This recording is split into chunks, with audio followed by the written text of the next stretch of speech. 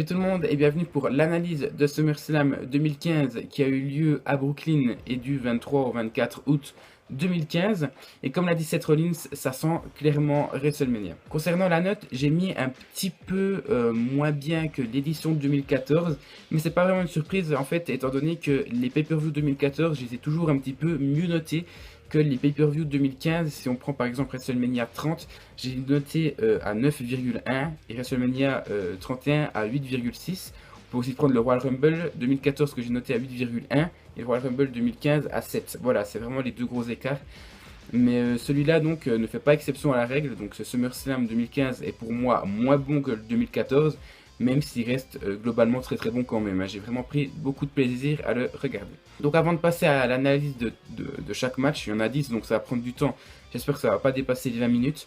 Je vous avertis juste encore une fois que si je regarde là, c'est parce qu'il a mes notes, donc je ne vous regarde pas dans les yeux.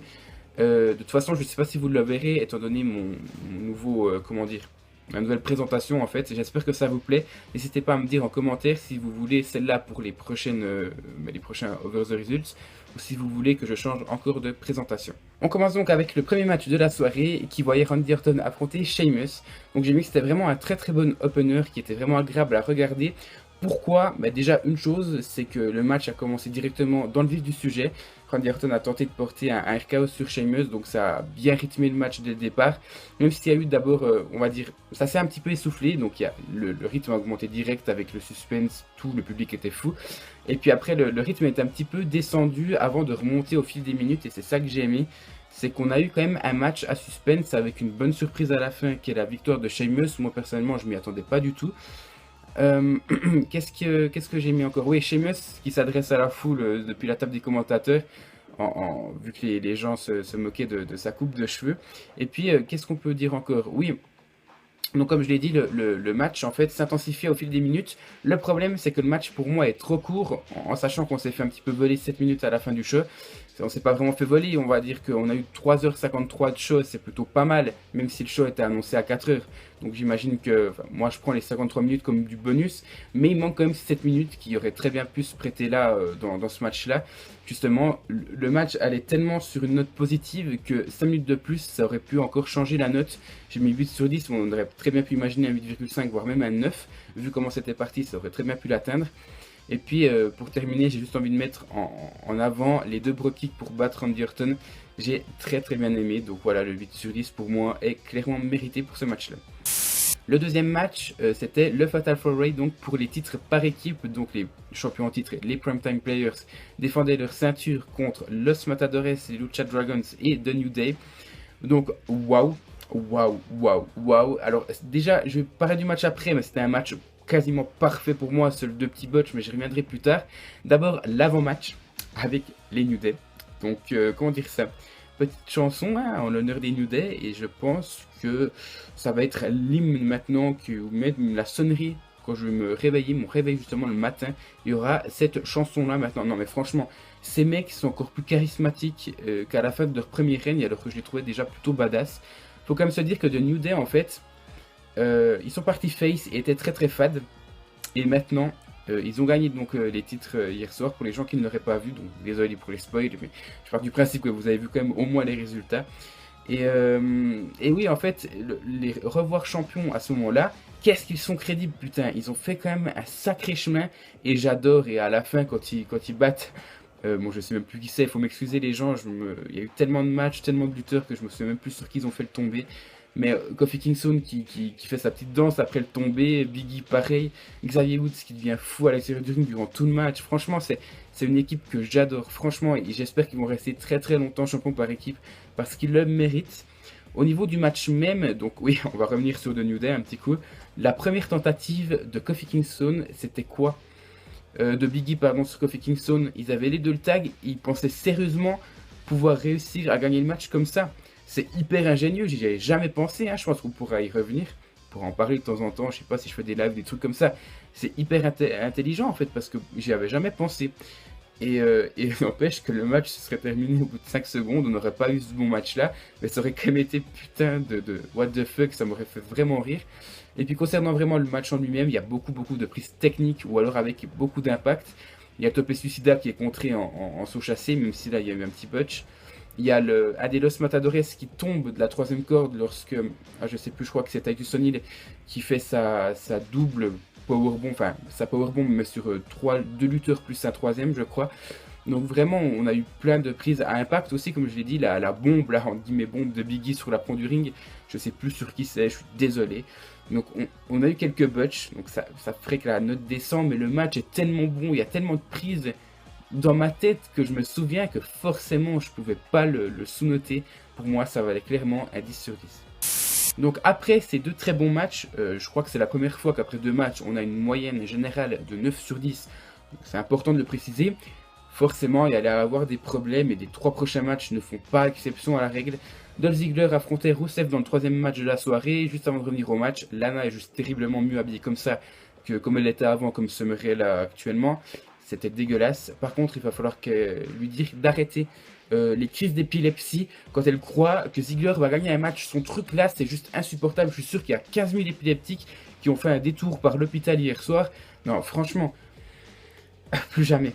Franchement, c'est horrible de la regarder comme ça. On dirait juste une mongole. Donc, j'ai rien contre les gens qui habitent ce pays. Hein. C'est une façon de parler. Mais on dirait une débile mentale. Franchement, faut qu'elle arrête ça. Parce que après qu'on vient de me dire qu'elle est du charme, quand elle fait comme ça, à limite à moitié en train de doucher. Non, sérieusement, ça m'a tellement saoulé de la voir comme ça. C'est pas important, mais voilà. Sinon, j'ai mis que c'était un bon petit match, mais il est potable. Pour un pay-per-view, ça passe limite. Le problème, c'est qu'à l'inverse du match précédent, il n'y a aucun spot que je retiens, mis à part le Rusev qui fait son espèce de standing moonsault sur Ziggler. Le reste, je m'en souviens pas. Et puis franchement, double décompte à l'extérieur, sérieusement, dans un pay-per-view, ça passe un peu moins bien. Et puis l'après-match aussi est moyen, je trouve. On a un catfight plus un Ziggler-Rusev, donc on se dit clairement que ça peut, pourquoi pas, continuer comme ça sur une bagarre générale et annoncer un match par équipe au prochain pay-per-view. Donc un match mixte, tag team mixte. Finalement non, je veux dire, Rusev et Ziggler, non, ils s'affrontent plus, ils veulent juste séparer les femmes. Ça me dérange. Rusev prend Summer Rae, lui dit de battre en retrait. Non, moi je m'attendais à ce qu'ils se battent tout le temps et que je sais pas, Rusev veut porter un kick sur Ziggler, Ziggler s'enlève et c'est Lana qui se le ramasse. C'est du déjà vu, mais ça aurait tellement fait avancer la rivalité que là, finalement, il n'y a rien qui s'est passé, donc c'est un petit peu décevant. Et c'est pour ça que j'ai mis la note de 7 sur 10. Quatrième match, donc Neville et Stephen Amell affrontaient Stardust et King Barrett. Au moment même, donc j'ai marqué, ce sera certainement le moins bon match de la soirée, mais je reste quand même agréablement surpris. Et c'est vrai parce que quand il y a des invités, moi j'ai souvenir de qui c'était, Snooki ou Maria Menounos, limite qui faisait le tomber à la fin et qui, comment dire, qui avait rien foutu du match quoi, à part une prise, juste un petit spot pour dire ouais je suis là, coucou, j'ai fait ma prise et j'ai fait gagner mon équipe. Voilà, non, ça passe pas. Et là, ça n'a pas été le cas, je veux dire, Stephen Amell s'en est ramassé quand même plein la gueule. Et pour moi, c'est différent. Donc, je vais faire un petit coucou à Mathieu Briou. Je ne sais pas s'il sera d'accord avec moi, mais je l'imagine terriblement énervé déjà après ce match-là. Mais pour moi, on ne peut pas comparer les anciens invités, comme j'ai dit, Maria Menounos ou encore Snooki, à Stephen Amell. Pour moi, c'est pas la même chose. Stephen Amell, c'est plus travaillé. Le mec sait lutter. Il a fait des bonnes prises, même s'il y a quelques botches. Pour un invité, franchement, ça se tient vraiment beaucoup. Après, certes, c'est son équipe qui a la victoire. Il fallait pas douter du contraire. Je me souviens même plus si c'est lui qui a fait le tomber, mais je crois que c'est Neville justement après un Red Arrow. Donc voilà, ça rattrape un petit peu le truc. Donc moi, j'ai été quand même surpris. Par contre, le match est un petit peu court, ça c'est la seule chose que je peux regretter. Puis bon, le match est quand même très très lent. C'est Stephen Amell, d'accord, il s'est bien débrouillé. C'est pas un lutteur, hein. Heureusement que Neville compense son manque de rythme, mais bon, Stephen Amell a plus été sur le ring que Neville, donc du coup le match était assez lent, assez mou. C'est pour ça que j'ai mis 6,5 sur 10, mais c'est pas le plus mauvais de la soirée, je vous rassure. Cinquième match, Ryback défendait son titre intercontinental contre le Miz et contre le Big Show dans un match triple menace. Voilà, alors que dire de ce match-là? Premièrement, il est très court, hein, on va pas se le cacher. Cependant, j'adore quand même ce type de match. C'est directement commencer sur des prises de finition, c'est comme un peu le premier, mais ça s'est enchaîné, vous voyez. D'abord, on a eu, je sais plus, c'était la descente du Big Show depuis la troisième corde de saut sur Ryback. Après, on a eu des Skull Crushing Finale, on a eu des Shell Shock, voilà, je cherchais le mot avant. On a eu des WMD, en fait, chaque lutteur a eu sa période finish. D'abord, je crois qu'on a eu Ryback. Après, on a eu une mise avec juste un Skull Crushing Finale qui n'a pas réussi, ou alors c'est l'inverse. Et après, on a eu le Big Show avec son WMD. Mais en tout cas, chaque lutteur a eu sa période finisher. Donc voilà, après, je me suis fait une petite réflexion quand j'ai vu ça, parce que j'étais assez emballé de voir un match qui débutait aussi rapidement. Et j'ai mis, j'adore ce type de match, donc prise de finition dès le début égale suspense tout le match, égale tout le match, égale match court. Voilà, c'est ça le problème, c'est qu'on a un match de quoi, même pas 5 minutes, c'est terriblement décevant, en sachant que ce match aurait déjà dû avoir lieu à Battleground. Tout ça pour ça, quoi. Ryback qui conserve son titre, c'est pas une surprise. Même si pendant le match, j'ai cru que le Big Show et même le Miz allaient remporter le titre, je dois vous l'avouer. Mais ouais, c'est trop peu, franchement. Je suis à moitié, je suis satisfait de ce match, mais d'un autre côté, je suis très très très déçu, quoi. C'est vraiment un sentiment bizarre. Donc j'ai mis 6 sur 10, qui en fait le match le moins bon de la soirée. Ensuite, sixième match, la Wyatt Family affrontait le Shield -1, comme j'aime si bien l'appeler. Donc c'était un très très bon match. J'ai vraiment beaucoup apprécié ce match-là. Pourquoi? Parce que, bon, déjà au niveau du rythme, je pense que c'est un des meilleurs de la soirée avec le match pour les titres par équipe. Donc j'ai vraiment apprécié, le rythme est juste super, quoi. Je veux dire, on s'emmerde pas, il y a des prises toutes les 3 secondes au bout d'un moment, et surtout au tout début du match, quand ils sont à l'extérieur du ring, et que juste avant en fait que Roman Reigns soit passé au-dessus de la table des commentateurs françaises, ou la table est française, non, les commentateurs français plutôt. Enfin bref, et puis à côté de ça, le match est super brutal, et en partie grâce à Bray Wyatt et Luke Harper, je trouve. Donc voilà, pour moi, je vais pas en parler très longtemps, c'est un terrible plaisir d'avoir vu ce match-là. C'était le match que j'attendais le moins, et finalement, c'est peut-être celui qui m'a le plus surpris en bien. Je suis juste déçu de ne pas voir Ambrose trahir Roman Reigns durant le match, mais bon, comme l'a dit Mathieu Brioul, encore une fois, dédicace à lui. Roman Reigns avait déjà perdu à Battleground, il n'allait pas se faire trahir à SummerSlam. Si ça arrive, pourquoi pas au prochain pay-per-view, ou alors ce soir à Raw. Donc j'ai mis 9,5 sur 10 pour ce match-là. Ensuite, septième match, Seth Rollins défendait son titre poids lourd de la WWE contre John Cena qui défendait son titre des États-Unis. J'ai juste une note, mais what? Et juste en dessous, 10 sur 10. Ce match, mis à part le résultat, hein, après je vais peut-être faire un petit coup de gueule, je ne sais pas si je vais le faire dans cette vidéo, mais si on met le résultat de côté et même la fin du match de côté, ce match est putain de bon. Alors il n'atteint pas pour moi le Cena Owens de Battleground, qui était plus technique je trouve, mais qu'on vient de me dire que Seth Rollins ne sait pas lutter. Ok, il a toujours des interventions, j'y reviendrai plus tard, mais Seth Rollins sait très très bien lutter, il le prouve encore une fois, que c'est un des meilleurs, si ce n'est pas le meilleur actuellement, lutteur de la WWE. Il n'y en a pas beaucoup pour moi que je considère comme ça, je mets Cena qui est quand même bon, Rollins, il y a Cesaro aussi qu'on peut mettre dedans, enfin il y en a quelques-uns, il y a même Neville dans son style, mais Seth Rollins pour moi pour moi, c'est le numéro 1. Voilà, je le dis clairement. Pour moi, il mérite clairement sa place. Et puis, donc, le match est très très bon. J'ai pas souvenir d'un quelconque botch. À plusieurs reprises, je vois Cena gagner, mais finalement, Rollins s'en sort de justesse. Et puis, au bout d'un moment, on a Jon Stewart, donc, qui était le guest host de SummerSlam, un peu comme le Rock l'était pour WrestleMania 28, je crois. Donc, 27. WrestleMania 27. Donc on l'a vu, je vous ai pas parlé de la petite promo en début de show avec lui et Mick Foley parce que c'est pas intéressant. Mais donc Jon Stewart intervient avec une chaise à la main, déjà what the fuck, pourquoi lui? Et attaque Cena, donc c'était juste tellement prévisible parce qu'au bout d'un moment il s'est retourné sur Cena. Il a même pas assez bien vendu, enfin il a pas assez bien joué en fait le jeu. Et à la limite il aurait dû vraiment montrer qu'il avait la haine contre cette Rollins, c'est qu'après il s'attaque à John Cena au lieu d'hésiter. Enfin voilà, bref, ça c'est un truc à mettre à part. Et puis finalement, Rollins fait un pedigree sur la chaise pour le terminer et donc devient le nouveau champion des États-Unis. C'est un terrible plaisir, donc c'est une surprise pour moi. Hein, je le voyais pas, comme j'ai dit sur ma vidéo pronostic, je le voyais pas du tout gagnant. Et finalement, il gagne. Seth Rollins, c'est vraiment son année. Hein. Qu'on vienne pas me dire après que Roman Reigns ou John Cena est le lutteur de l'année pour les Slammy Awards, parce que ce serait pas mérité du tout après tout ça. Hein. Rollins remporte le titre poids lourd à WrestleMania et remporte le titre US en battant Cena au pay-per-view majeur suivant SummerSlam. Mais ce mec a fait ce que personne a su faire en 6 mois, quoi. Ce mec est magique. Franchement, des gens qui ne le voyaient même pas conserver jusqu'à SummerSlam, et finalement, après SummerSlam, il sera encore champion. J'imagine bien Sheamus intervenir pour cacher dans pas longtemps, mais bon, bref, ça c'est une autre histoire.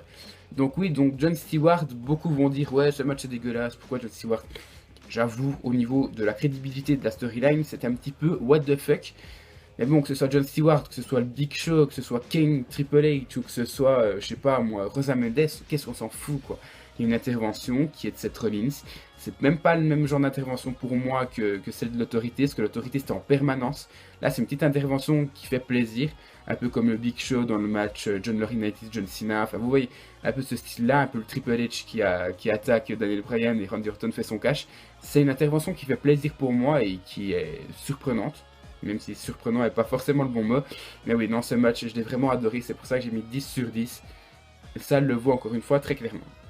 8ème match, PCB affrontait Bad, qui affrontait aussi la Team Bella dans un match triple menace. Désolé pour le petit bug. Donc j'ai vu que c'était un petit match bien sympa. Je ne vais pas en parler beaucoup non plus. Le match a une bonne durée pour un match des divas. Je trouve que la Team Bad se fait éliminer un petit peu trop rapidement par contre. Et j'ai hâte de voir des matchs simples quand même, plutôt que de voir ça. Ça n'atteint pas le Bayley contre Sasha Banks de NXT TakeOver Brooklyn, par exemple. Je sais qu'il n'y a même pas de comparaison à faire, mais c'est pour vous dire, un match simple, on ressentirait beaucoup plus le talent des lutteuses que là, forcément, il n'y a pas grand-chose parce que, je sais pas, Charlotte va faire quelques prises et après elle va faire le tag et va plus forcément intervenir par la suite. Donc voilà, c'était bien, j'ai mis 8 sur 10, ça le mérite. Je peux être un petit peu trop généreux. La team PCB gagne, voilà. Qu'est-ce que vous voulez? J'aurais voulu que la Team Bella gagne, au moins pour prouver que Nikki Bella savait encore gagner, parce que ça fait un bon moment qu'elle l'a plus fait. Même si je suis de loin pas pour la Team Bella, je vous rassure. Mais voilà, je sais pas, j'attends de voir encore une fois des matchs simples plutôt que de voir des matchs comme ça. Avant-dernier match, Cesaro affronte Kevin Owens, donc dans l'avant-dernier match de la soirée. Je ne m'attendais pas à le retrouver là, franchement, je m'attendais plutôt à ce que ce soit Rollins contre Cena, mais pourquoi pas. Je suis un petit peu déçu quand même de ce match-là. C'est un bon petit match, hein, mais le rythme, je trouve qu'avec le talent des deux, donc voilà, ça c'est un peu mon défaut. Je suis pas vraiment objectif parce que je me dis que c'est Owens et Cesaro, c'est deux bons lutteurs qui sont en règle générale très très rapides. Et là, le match est quand même assez lent. Je suis un petit peu déçu en fait. J'ai mis 7,5 sur 10, ce qui n'est pas une mauvaise note, mais ça aurait pu sur la carte atteindre un 9, voire même un 9,5, en tout cas dans ma tête. Il y a eu beaucoup d'impact hein, dans ce match-là, des prises avec beaucoup d'impact, mais c'était bien au début, puis après, ben, le rythme s'est essoufflé, on a eu un match assez lent, donc ça m'a déçu. Au niveau du résultat, Owens qui gagne, oui, heureusement, parce qu'il se devait de gagner. Cesaro, une défaite, c'est pas forcément grave, parce qu'il a le temps, je pense que son temps, c'est pas encore pour tout de suite. Ça arrivera courant 2016, je pense, et ce serait mérité, mais là, c'est Kevin Owens, il pouvait pas se permettre de perdre après 2 défaites d'affilée contre Cena, plus la défaite de la veille contre Finn Balor. Donc voilà, sa victoire me rassure un petit peu. Et c'est pour ça que j'ai mis aussi 7,5 sur 10. Et enfin, le main event, l'Undertaker affrontait Brock Lesnar. Je sens que beaucoup de personnes vont me contredire, mais j'ai vraiment bien apprécié la fin. Les fins controversées, c'est du Made in Shawn Michaels, j'adore, donc voilà, pour moi on peut pas en faire plus. J'ai plus aimé ce match-là en termes de in-ring que leur match à WrestleMania 30. Cependant, il est un petit peu trop court pour moi, il n'y a pas assez de prise d'impact. Je m'attendais à pourquoi pas encore un F5 ou un voire deux autres Tombstone. C'est la première défaite de Lesnar, donc qui est officielle, il faut arrêter, j'ai lu ça beaucoup, enfin j'ai beaucoup lu ça sur les réseaux sociaux. L'Undertaker a tapé, mais le vainqueur du match, c'est l'Undertaker. Il n'y a pas à discuter, c'est ce qui est marqué sur le site de la WWE. Changez pas le monde, arrêtez de dire des trucs comme ça.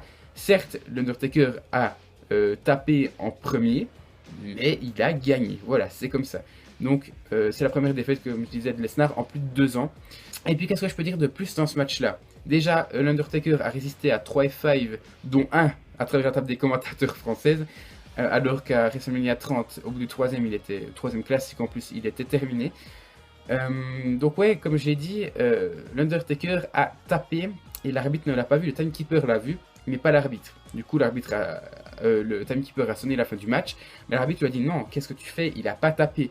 Ça m'a beaucoup rappelé c'était quoi, le CM Punk contre Undertaker, je crois, ou avec un Anaconda Vice, je crois. Undertaker n'avait pas tapé, mais l'arbitre c'était Scott Armstrong, je crois. Avait donc signé la fin du match. Ça me rappelle un peu cette situation-là. Sauf que là, l'Undertaker a vraiment tapé. Oui, je sais pas. Je sais pas quoi penser. J'ai mis 10 sur 10, je vous le dis direct. Parce que tous les matchs de Brock Lesnar méritent un 10 sur 10. Je crois qu'il y a juste Night of Champions de l'année passée qui n'a pas eu un 10 sur 10 en un an pour les matchs de Brock Lesnar. Sinon, j'ai tout le temps mis 10 sur 10. Donc, c'est pour vous montrer à quel point je suis fan de ces matchs. Même si celui-là est un petit peu moins bien que par exemple un match du Rumble ou le match de WrestleMania, à mon sens. Mais oui, donc l'Undertaker a tapé. Et d'un côté, je suis déçu parce que faire revenir l'Undertaker pour le faire abandonner, même si sur le papier il n'aurait jamais abandonné, ouais, c'est un petit peu limite, je trouve. Donc moi, je le dis clairement, ça sent l'annonce ce soir à Raw d'un match, on va dire la belle à WrestleMania 32. Le Sting Undertaker, je pense qu'il faut l'oublier, à moins que ça se passe à WrestleMania 33, mais je ne pense pas. Et oui, sinon, pendant que j'y pense, le majeur de Brock Lesnar quand l'Undertaker lui porte son Hell's Gate est juste magnifique, quoi. Brock Lesnar dans toute sa splendeur. Le mec, c'est, ok, j'ai aucune chance de m'en sortir, mais je te tire quand même un fuck parce que tu m'as bien baisé, quoi.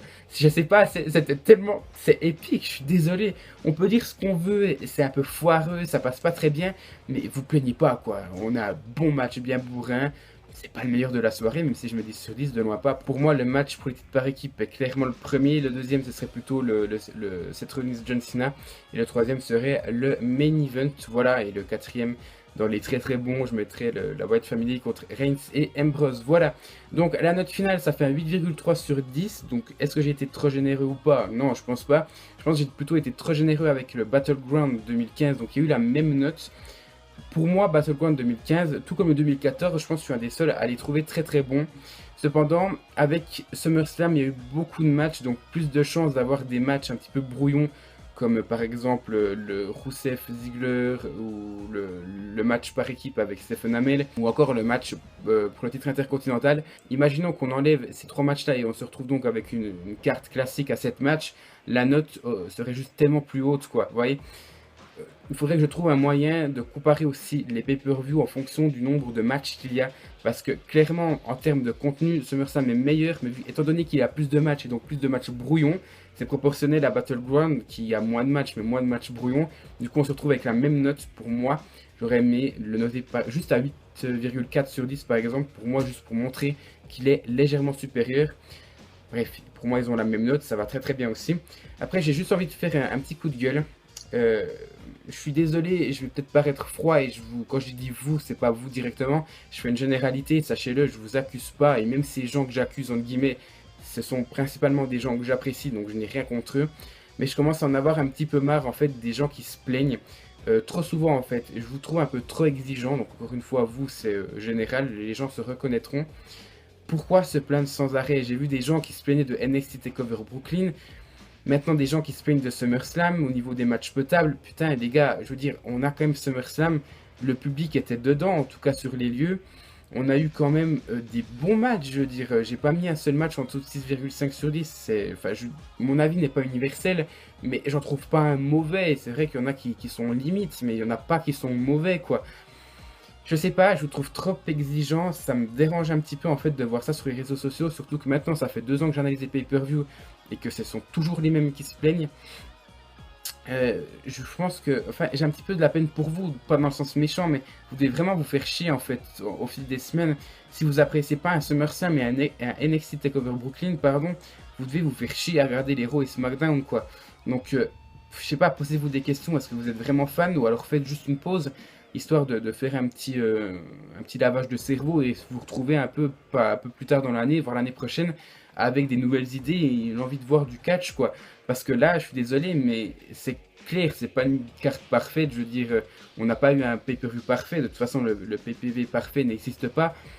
Mais je trouve que les gens ont tendance à beaucoup trop se plaindre et à être beaucoup trop catégoriques. On me reproche d'être beaucoup trop généreux, mais entre être généreux sur certains matchs ou alors se plaindre que tous les matchs sont mauvais, je trouve qu'il y a quand même beaucoup de mauvaise foi de votre part. Soyez comme moi, quoi, appréciez le show, je veux dire, prenez-vous pas la tête. Moi, je me casse un peu le cul à les noter, les matchs, mais en règle générale, regardez comme ce pay-per-view-là, pour moi, je les note bien, je suis heureux de voir ce genre de show-là.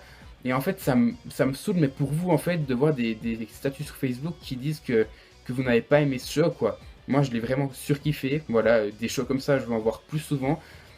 Voilà, ça me fait chier pour vous et ça me fait chier pour moi de voir ce genre de commentaires. Essayez d'être aussi un petit peu plus objectif. C'est pas parce que par exemple Cena n'a pas gagné ou Lesnar n'a pas gagné le match là qu'il faut juste baisser la note du pay-per-view. Voilà, c'est mon coup de gueule. Je trouve qu'il y a beaucoup de kikou. Donc là, je vise peut-être pas forcément les mêmes. De toute façon, les gens qui sont kikou se reconnaîtront.